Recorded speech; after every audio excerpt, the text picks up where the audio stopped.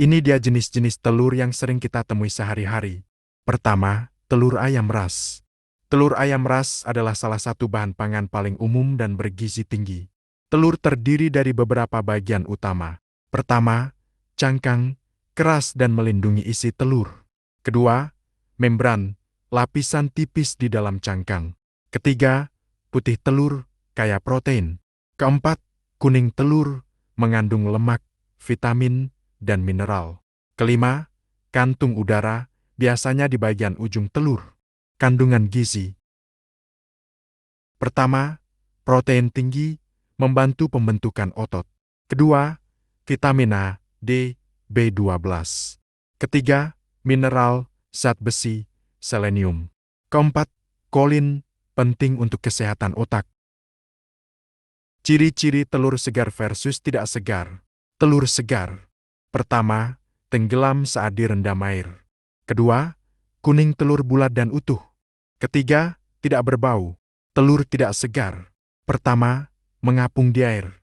Kedua, kuning telur mudah pecah. Ketiga, berbau. Cara pengolahan. Pertama, rebus matang. Kedua, goreng dadar.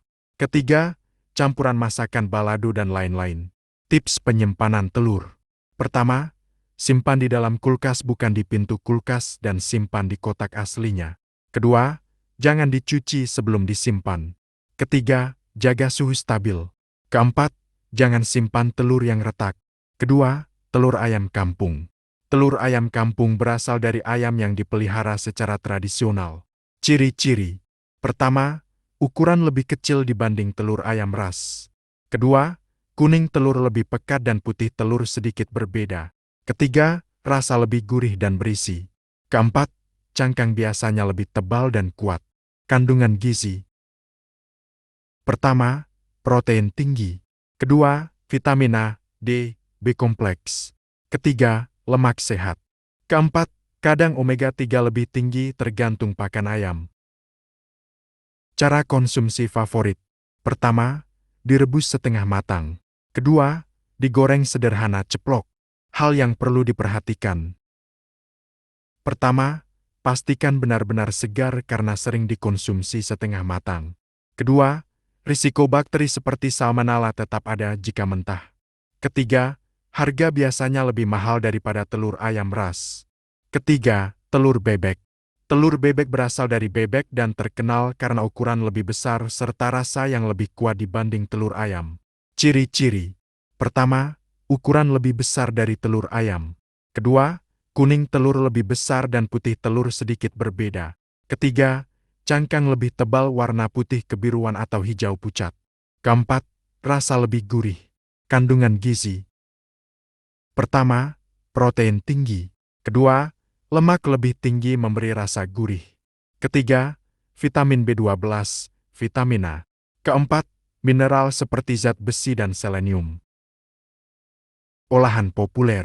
Pertama, telur asin paling populer. Kedua, direbus. Hal yang perlu diperhatikan. Pertama, karena kandungan lemak tinggi, konsumsi secukupnya. Kedua, pastikan matang sempurna untuk menghindari bakteri seperti salmonella.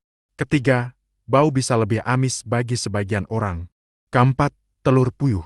Telur puyuh berasal dari burung puyuh dan dikenal karena ukurannya kecil dengan cangkang bercorak unik.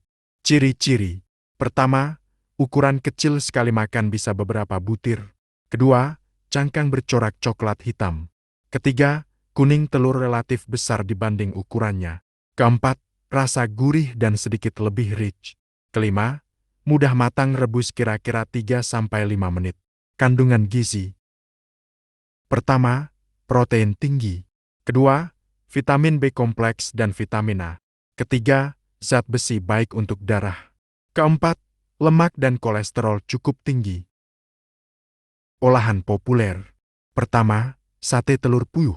Kedua, semur telur puyuh. Ketiga, balado telur puyuh. Hal yang perlu diperhatikan. Pertama, kolesterol relatif tinggi, konsumsi tidak berlebihan. Kedua, pastikan matang untuk menghindari bakteri seperti salmonella. Ketiga, simpan di kulkas agar lebih awet. Kelima, telur angsa. Telur angsa berasal dari burung angsa dan termasuk yang paling besar di antara telur unggas yang umum dikenal. Ciri-ciri.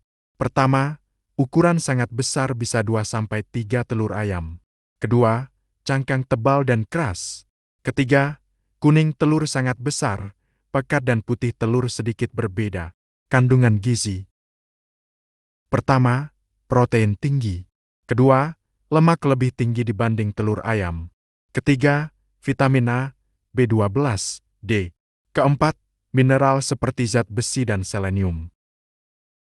Cara konsumsi. Pertama, omelet. Kedua, digoreng. Hal yang perlu diperhatikan.